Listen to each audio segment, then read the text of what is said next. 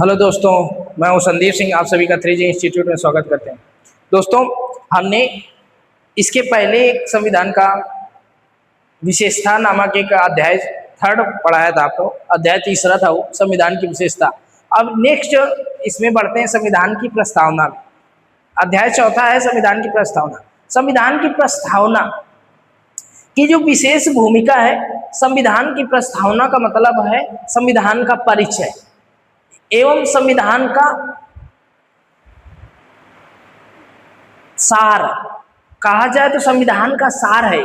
प्रस्तावना क्या है? संविधान की भूमिका है या परिचय है या संविधान का सार है? क्या है? संविधान का सार है। क्या संविधान की प्रस्तावना संविधान का सार है? फिर 42वें संविधान संशोधन 1976 से इसी संविधान में समाजवादी, धर्मनिरपेक्ष और अखंडता नामक शब्द जोड़ा गया इसके संविधान में।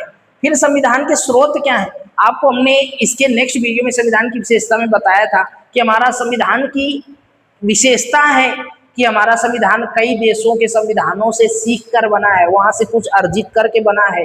जैसे हमारा ब्रिटेन का संविधान, अमेरिका का संविधान, फ्रांस का संविधान, जर्मनी, जापान का संविधान, ऑस्ट्रेलिया के संविधान से, दक्षिण अफ्रीका के संविधान से, कनाडा, आयरलैंड और रूस के संविधान से हमने कुछ न कुछ अर्जित किया है और अपनी संविधान में रखा है। तो संविधान की प्रस्तावना में भी कई ऐसे तत्व हैं जिन तत्वों को हमने अन्य देशों से एक्सेप्ट करके, इन सब देशों से एक्सेप्ट करके रखा है। जैसे संविधान की प्रस्तावना में आता है प्रस्तावना के तत्व। और प्रस्तावना के तत्व का है, संविधान का प्रस्तावना का तत्व क्या है कि अधिकार का स्रोत है।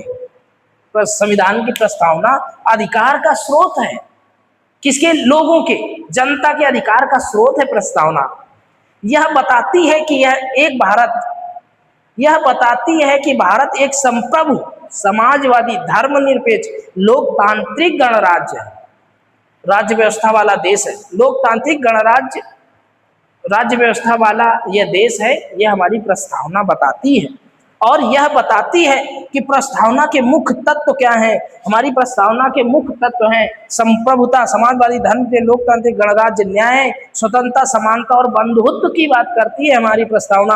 हमारी प्रस्तावना के एक भाग के रूप में है प्रस्तावना। हमारी संविधान की जो प्रस्तावना है, संविधान की एक भाग के रूप में है। इतना महत्व है इसका।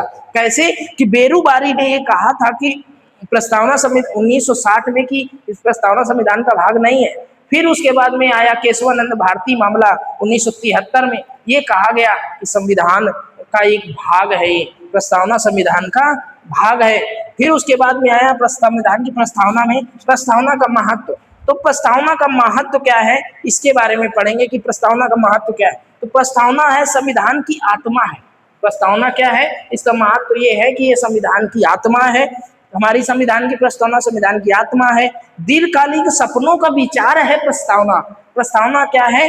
दीर्घकालिक सपनों का। हम लोग लंबे समय तक सोच लें, क्या बना ले? अखंड भारत का निर्माण कर ले, हम सब में बंधुत्व ला दें, हम सब में समानता का व्यवहार करें, या हम अपने देश को पूर्ण लोकतांत्रिक, जन जन में लोकतांत्रिक के गुण भर देंगे। ये इसका प्रस्तावना का महत्व है कि दीर्घकालिक सपनों पर हम लोग काम कर सकते हैं और राजनैतिक, धार्मिक और नैतिक मूल्यों पर हम लोग काम करते हैं।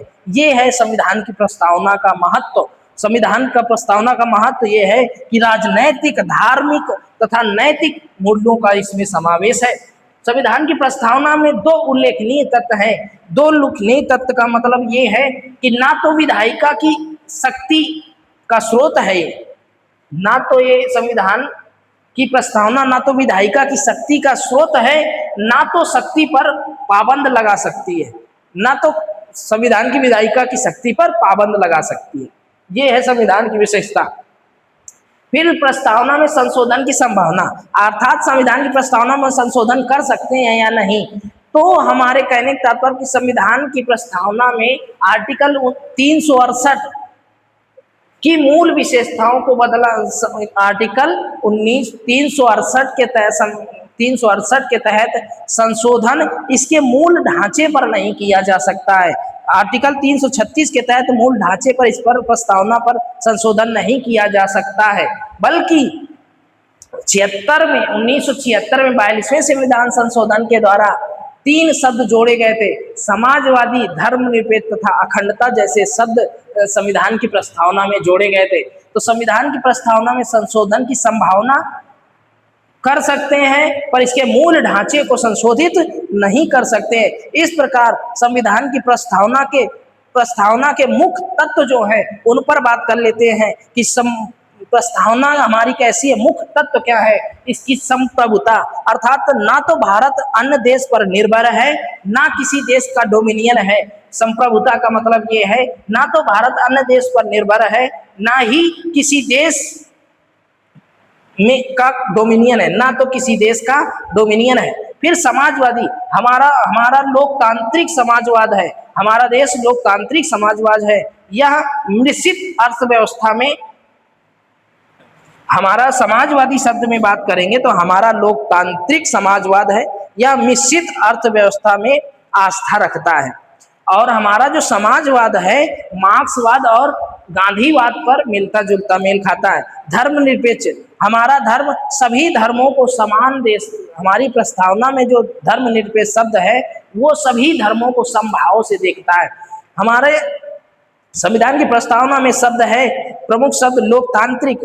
तो कहने का तात्पर्य है कि लोग अपनी शक्ति का प्रयोग प्रत्यक्ष रूप से कर सकते हैं, लोकतांत्रिक का शब्द है। गणतांत्रिक का मतलब ये है कि भारत का प्रमुख चुनाव के माध्यम से चयनित होकर के सत्ता पर बैठेगा, चुनाव के जरिए सत्ता पर आता है, इसलिए गणतंत्र है। हमारा राष्ट्रपति, भारत का प्रथम व्यक्ति जो चयनित होता है वो भी चुनाव के माध्यम से होता है, इसलिए भारत गणतंत्र है।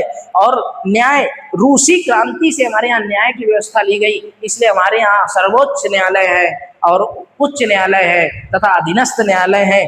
तो हमारे यहाँ न्यायिक सक्रियता है, न्यायालय अपनी समीक्षा कर सकती है, न्यायिक समीक्षा भी है।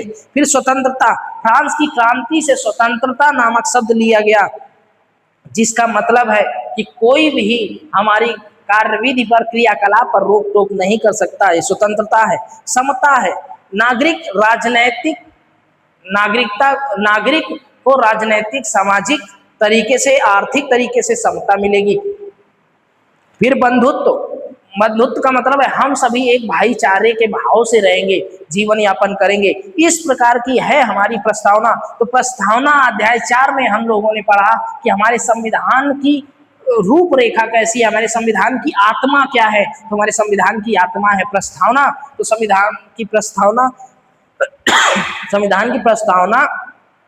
हमारे संविधान की आत्मा है। तो इस लेक्चर में हमने संविधान की प्रस्तावना पढ़ा और नेक्स्ट लेक्चर पर हम लोग पढ़ेंगे संविधान की नागरिकता। तब तक के लिए विदा दीजिए और लेट्स क्रैक इट ऐसे ही पढ़ते रहिए। थैंक यू, धन्यवाद।